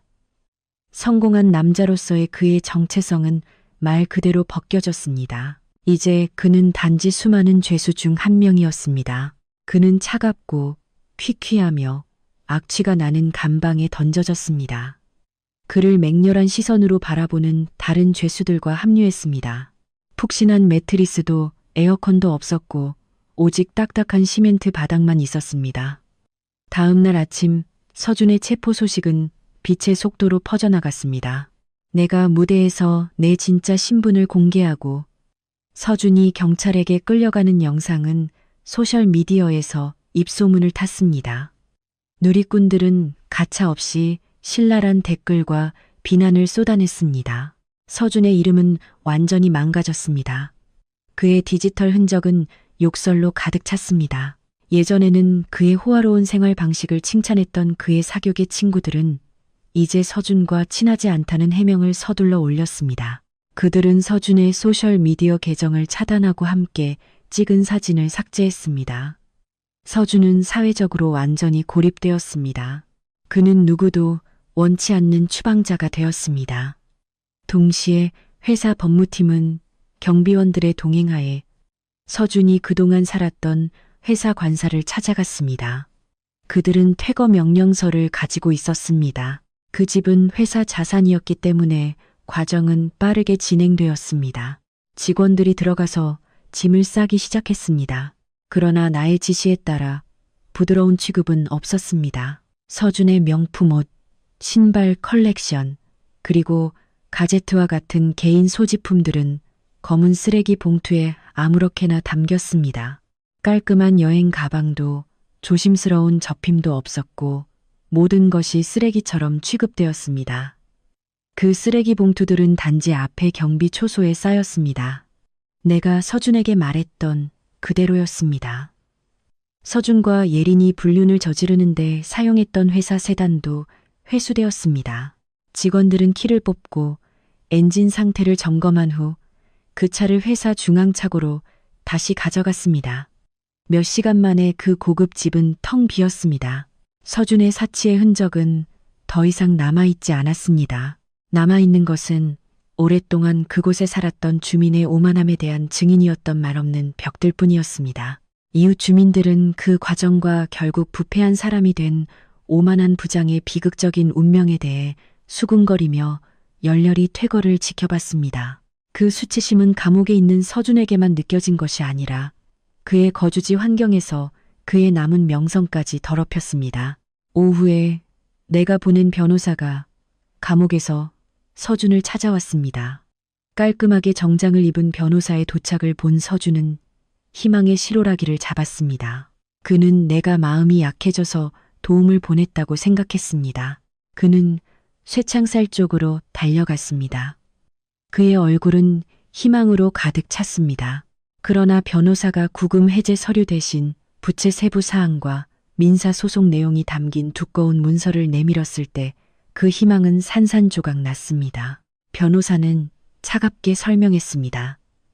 서준은 징역형에 직면하는 것 외에도 이자와 벌금을 포함하여 국가 손실액 50억 원을 변상하라는 소송을 당했습니다. 서준이 현금이 없었기 때문에 그의 남은 모든 개인 자산은 압류되어 경매에 붙여질 것입니다. 그의 얼마 안 되는 개인 저축은 수사관의 요청으로 은행에 의해 동결되었습니다. 그의 시골에 있는 작은 유산 땅도 압류될 것입니다. 변호사는 서준이 정말로 가난해졌다고 단언했습니다.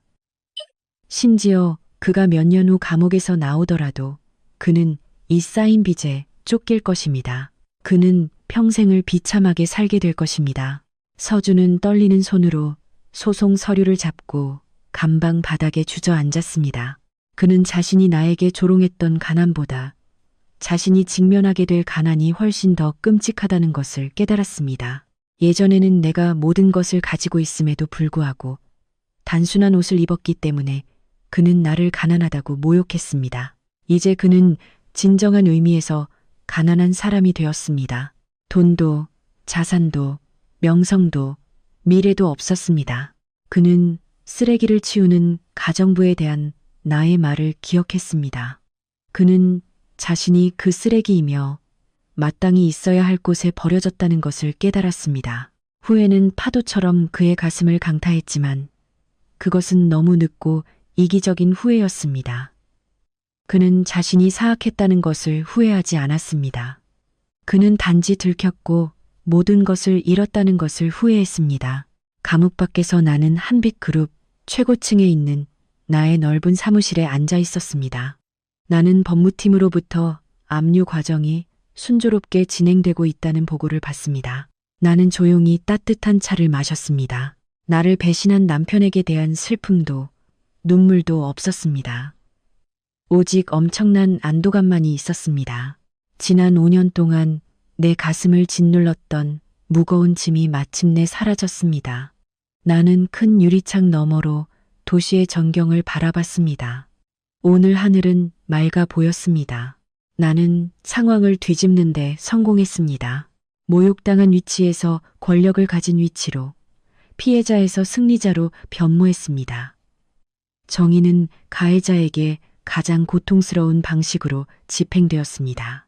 그 충격적인 파티의 밤 이후 1년이 흘렀습니다. 시간은 일하는 사람들에게는 너무나 빨리 흐르지만 쇠창살 뒤에서 날짜를 세는 사람들에게는 너무나 느리게 느껴집니다.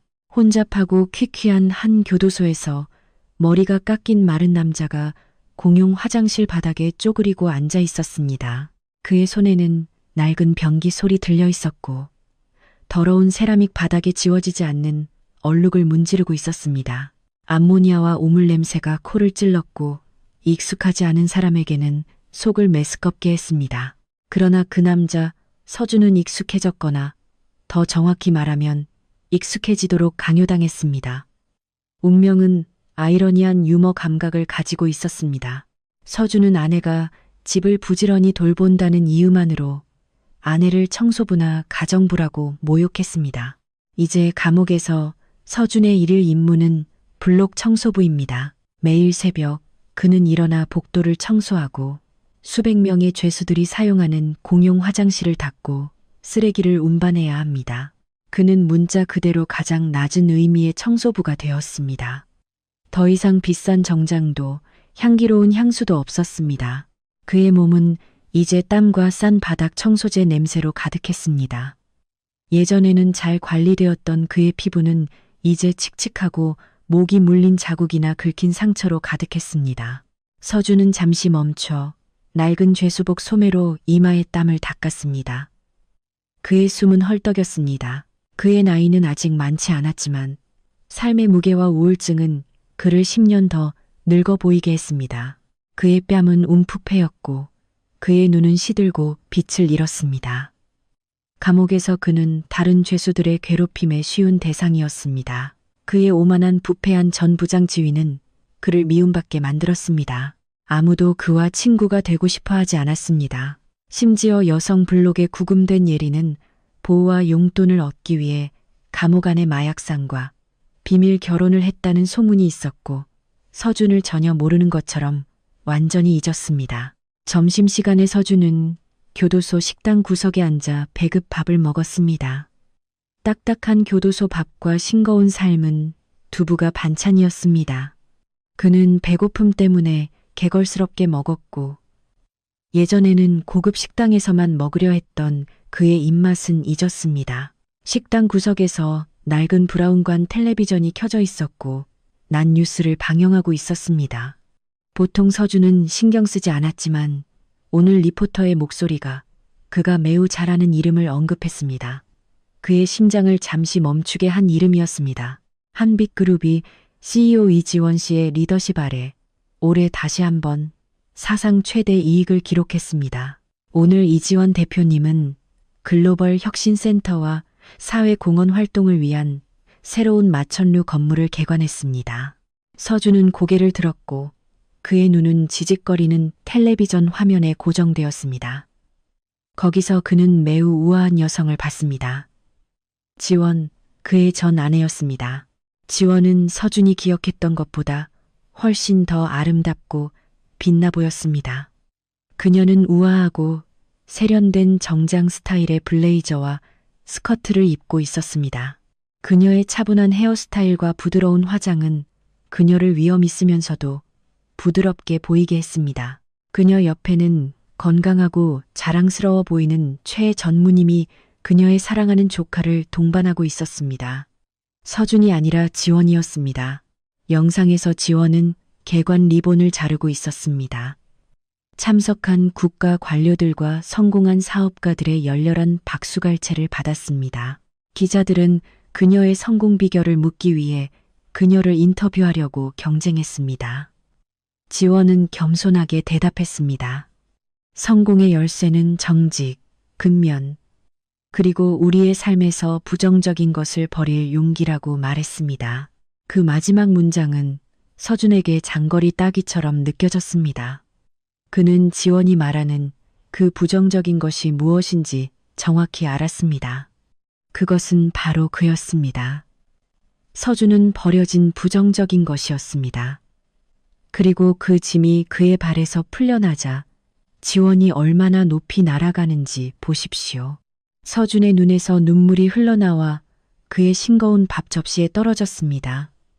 그의 가슴은 답답함으로 가득 찼습니다. 이번에 오는 후에는 너무나 현실적인 대조를 보았기 때문에 더욱 고통스러웠습니다. 그는 거기 있어야 했습니다. 그는 지원 옆에 서서 그 성공을 누리고 그 위대한 여성의 남편이 되어야 했습니다. 그가 탐욕스럽지 않았다면, 그가 오만하지 않았다면, 그가 예전에 진심으로 자신을 사랑했던 아내를 소중히 여겼다면 그의 삶은 이 더러운 곳에서 끝나지 않았을 것입니다. 하지만 이미 엎질러진 물이었고 그 물은 이미 상했습니다. 그는 오물을 붙잡기 위해 보석을 버렸고 이제 그는 그 오물 속에서 영원히 살아야 했습니다. 서준이 우는 것을 본 다른 죄수들은 그저 비웃으며 웃었고 그에게 땅콩 껍질을 던져 그의 모욕을 더했습니다. 한편 새 건물 개관식 장소에서 나는 안도의 미소를 지으며 인터뷰 세션을 마쳤습니다. 건물 밖의 공기는 매우 신선했습니다.